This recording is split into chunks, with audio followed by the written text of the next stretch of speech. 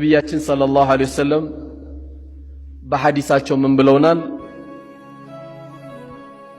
በሁለት ከንፈሮቹ መካከል ያለውን የጠበቀልኝና በሁለት ታፋዎቹ መካከል ያለውን ብልቱን የጠበቀልኝ ለጀነት ዋስ ሆነዋለሁ አሉ። ለጀነት ዋስ ሆነዋለሁ አሉ። ይሄ ምንድናቸው? ሐራም ነገር ከመስራት ብልትን መጠበቅና አላስፈላጊ ንግግሮችን ተናግሮ ከሚያናግረው ምላሳችን የተቆጠበና ምላሱን የጠበቀ ሰው ለጀነት እኔ ዋስ ሆነዋለሁ አለ። አላህም በተከበረው ቃል ምላስን ሲያስጠነቅቀን ምንድን ያለው?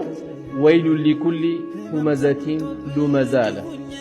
ወየውላቸው ሰው ለሚያሙና ሰው ለሚወጉ አለ።